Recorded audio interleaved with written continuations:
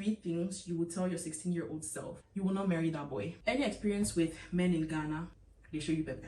They show you real pepe. Somebody said, I applied to Ashesi. It's been 2 months, no feedback, emails, nothing. I feel frustrated. What are some clubs or activities you really recommend? What are the cheat codes that made you survive Ashesi or life in general? How to get into ASC? How is life after school? How would you recommend staying away from a recent ex? Do you prefer mornings or late nights?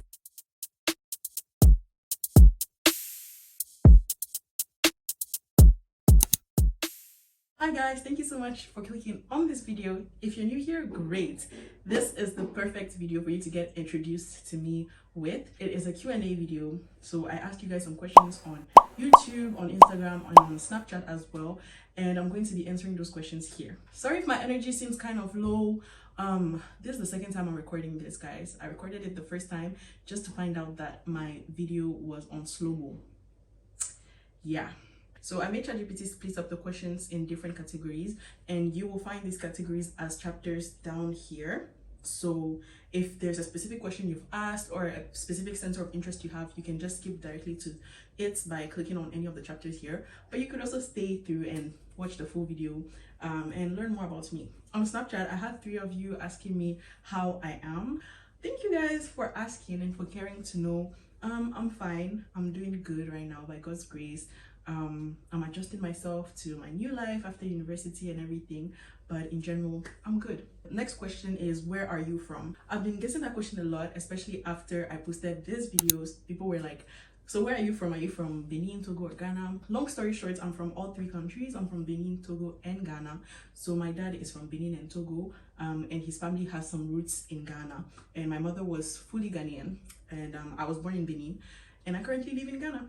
So yeah, I love it here. So the next question kind of ties into this. It was, how many languages do you speak? I speak 3 languages right now. I speak English, French, and Mina or Gengwe, which is a form of Ewe. What's a random fact about you that surprises people? Actually, one of the most surprising facts about me is what I just mentioned. So the 3 languages I speak, people usually find that surprising. I guess my French-speaking friends are really surprised when they find out that I speak English, and my English-speaking friends are really surprised when they find out that I speak French. So yeah, I guess another surprising thing about me would be that I am left-handed. So yes, I'm a lefty. And what else would be surprising about me? That's pretty much it, I guess. Do you prefer mornings or late nights? I am a morning person. I don't really like staying up very late unless I don't have anything else to do on the following day. But yeah, I have a lot of energy in the morning, so I'm one of those annoying people that's like loud and smiling and happy in the morning. Would you rather give up Netflix or TikTok? I think I would give up Netflix because I can get on other streaming platforms and I guess I'll be okay. But TikTok, if I give up TikTok, I don't really know what replacement I will use for that. Top 3 best shows. Top 3 best shows for me, like of all time. Okay, I would say Anne with an E. It's one of my favorite shows. I think I'm more of a movie person now that I think about it. Do Disney shows count? Because if Disney shows count, then Sonny with a Chance is it's core. And then what else? Started this new show today actually on Netflix. It's called Miss Governor, and I really like it. It's nice so far. I feel like I'm forgetting a lot of shows that I like, but anyways, if your life had a theme song, what would it be? A theme song for my life. You guys don't know this song, but growing up, there was something for the French speakers, okay? There was something called Nos Années Pension. It was a show actually, and the theme song for that show, I think would be the theme song for my life. And it goes like, I'll just insert it here because I can't sing.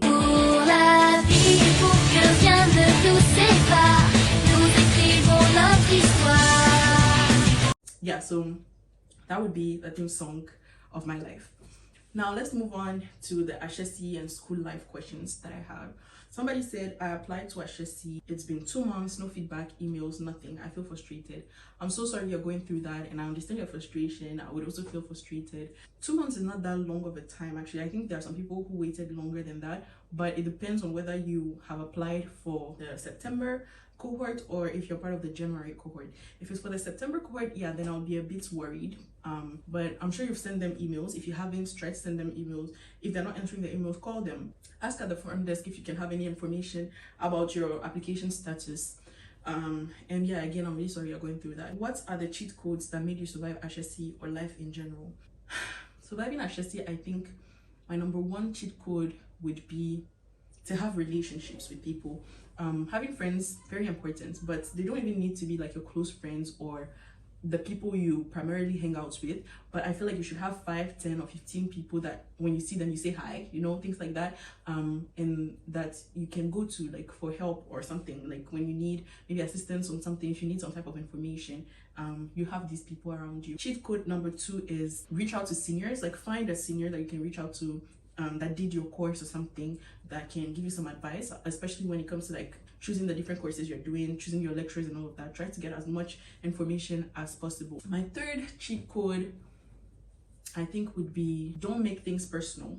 Don't make it personal. Maybe there's this lecturer that everybody says like is a harsh marker, or like you feel like they've been extra harsh with you and all of that.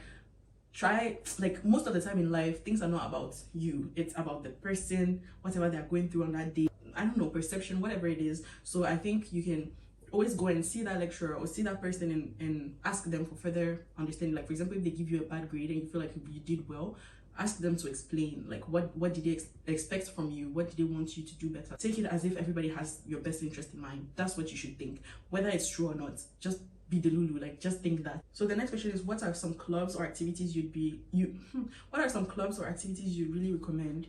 It depends on your interest. There are not so many, like I guess you could have more, but you have a good number of different activities you can do on campus. If I had to do it all over again, I think I would pick a sports activity that I would stick to till the end of it. So maybe I would probably pick volleyball. I think there's a tennis club too, I'm not sure, but I would pick volleyball or tennis or something like that I would at least get to like move and be in a team for like the 4 years. So then you have friends from the sports teams and all of that. As for clubs, it really depends on your interest. There are so many different clubs. Like you have the theater club, you have the entertainment club, business club, investment club, you even have a chess club, we have a debates club. There are so many clubs, and it really depends on what you like and what you want to do on the side. So yeah, that's what I would answer to that. And I had a question on one of my videos. It's been a while that I saw that question, so I'll just use this video to address it. So the question was about ASC, how to get into ASC. So it depends on what you want to do. Do you want to be I guess ASC president, ASC vice president? Do you want to be in parliament? Which side of ASC are you interested in? Personally, I knew I wanted to be involved in student activities before I even went to Ashesi. So when I came to Ashesi, I started looking for things that I could get involved in. And when I saw the parliament, I was like, oh, cool. For you to get into the parliament, there's an election process, but most of the time, all the candidates get picked. So that's like already a very good point to start at if you want to be in the student council, because most likely when you become a candidate, you become a part of the parliament. At least in my time, that's how it was. You do the whole, posters and asking people to vote for you and all of that. And I think you have to have a number of people voting for you. I don't remember the exact number. So that's how it started for me. So I met Salia, who became a student council president in parliament. And so when he wanted to run for student council president, he came to me and asked me if that's something I would want to do with him. And that's how I ended up starting the whole journey to get elected as student council vice president. You have a manifesto reading, all of those things, and then students go ahead and ballot, and you have to get, I think, 50+1 of the student body, like the full or the whole student body, not just your class. The whole student body needs to agree to pick you, basically. Yeah, I hope I'm not saying anything wrong, but I think that's fairly how it goes. Then after that, the president and the vice president pick the committee heads. So you don't get voted into becoming a committee head. You are appointed or selected to become a committee head. So it's nice for you to already be in some of the areas you're interested in. So for example, if, I don't know, you want to be a PR committee head, then it'll be nice that in your first year you join the PR committee, And for you to join the PR committee, you get vetted, you get an interview and all of that before they accept you into the PR committee. So yeah, that's basically all I have about clubs and student council. Then the next question is, how is life after school? And somebody else also asked, how is life after uni? It's nice, you know. I'm alone. Sometimes I'm a bit lonely, but most of the time I enjoy my freedom. I'm figuring things out, dealing with trotro drivers and trotro mates. But overall, things are going well. I like what I do. I like where I'm doing it too.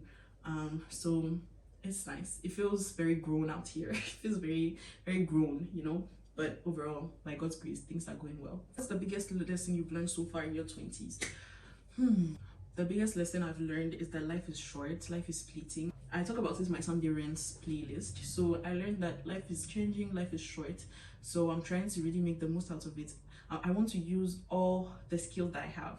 I want to feel like every gift that God has given me, I've done something with it in this lifetime that I have and everything. So that would be the biggest thing I've learned. Also because I lost my mother at 21, and this year I lost both of my grandparents, the only grandparents I had left as well. So it really gave me, like, it's a wake-up call. Like, you don't have much time and you have to make it meaningful and all. So that's what I would say. What's the most important lesson you've learned about yourself?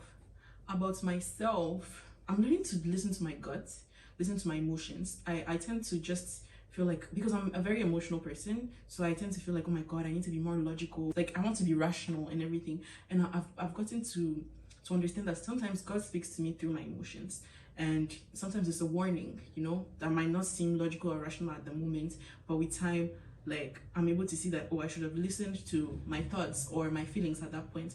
I think that's something I'm learning about myself, that I am quite an intuitive. I don't know what the word is, guys. What was your biggest insecurity and how did you deal with it? This is still an insecurity for me, but it's not as significant as when I was like a teenager.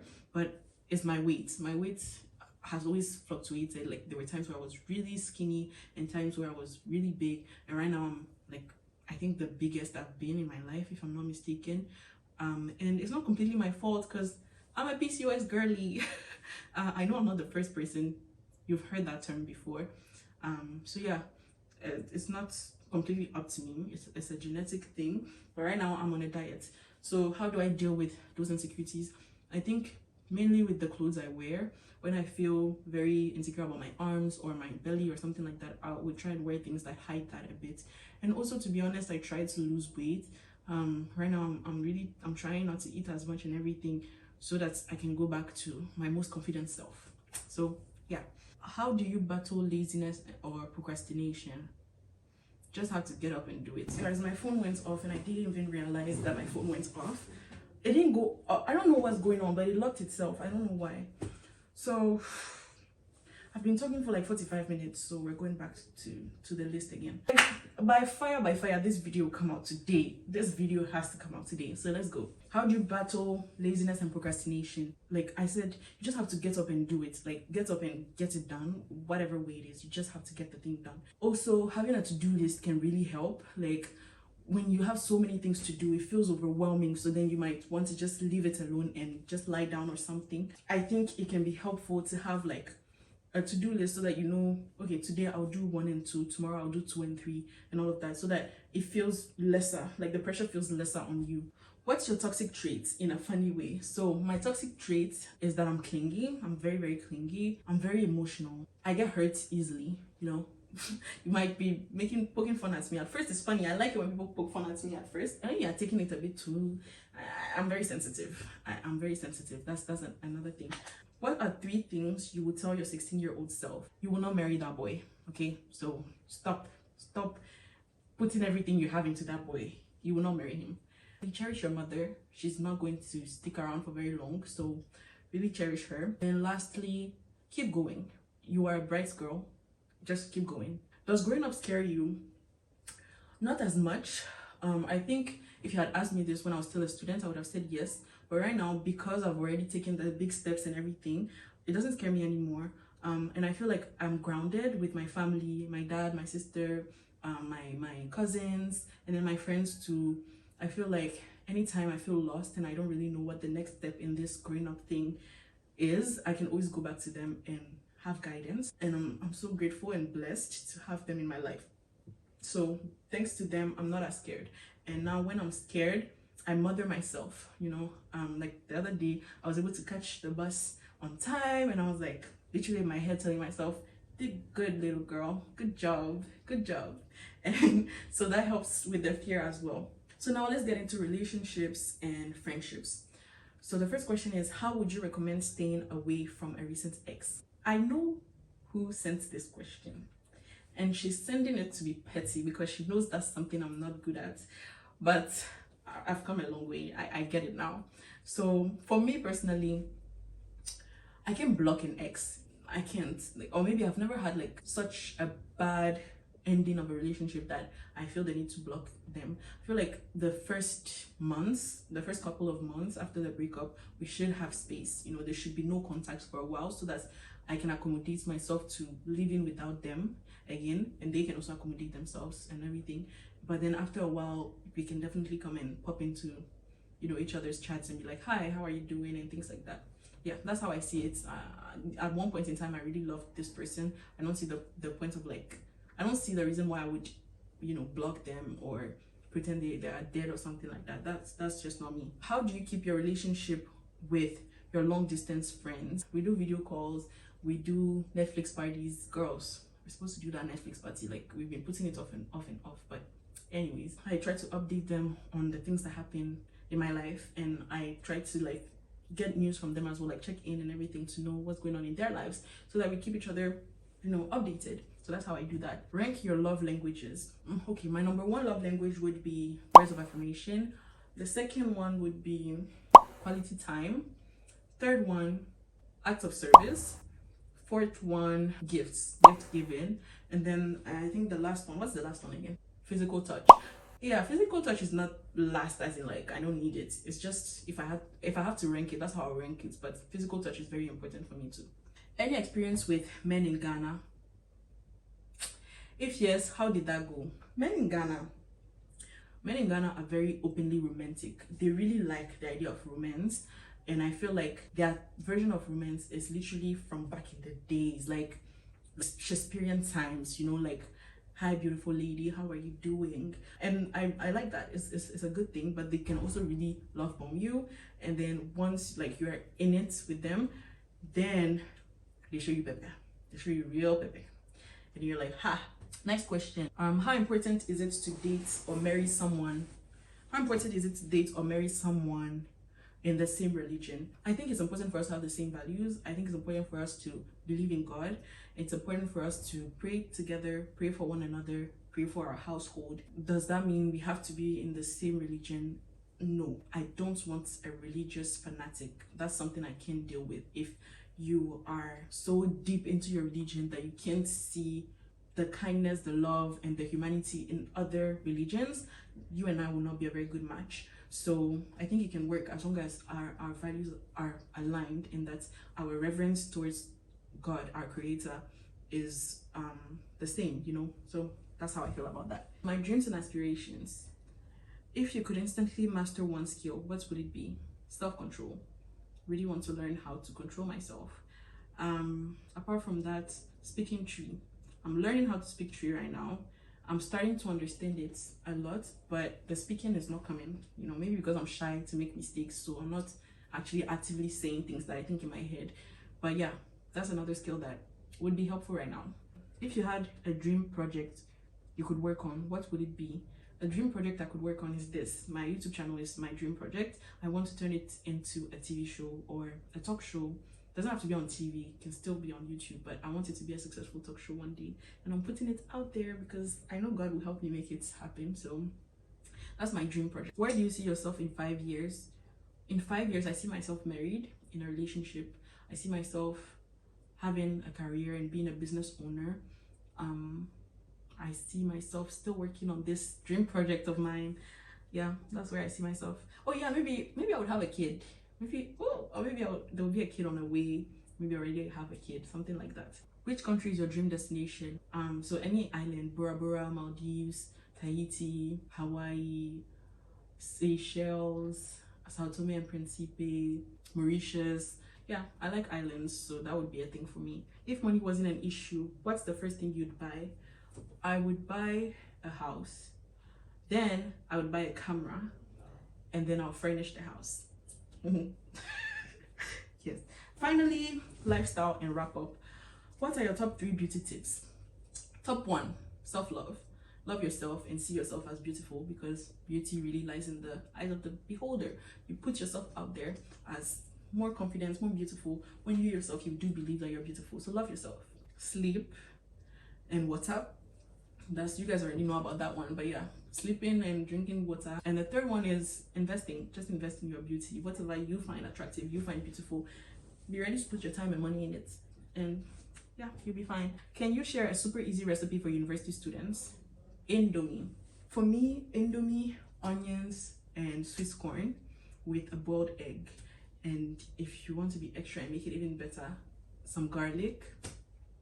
I could eat it every day. It's not healthy, but yeah, I could eat that every day. And the best advice a family member has ever given me, recently my sister told me to try and lift myself above things and be at higher vibrations, and I've been living by that, and it has been really helpful.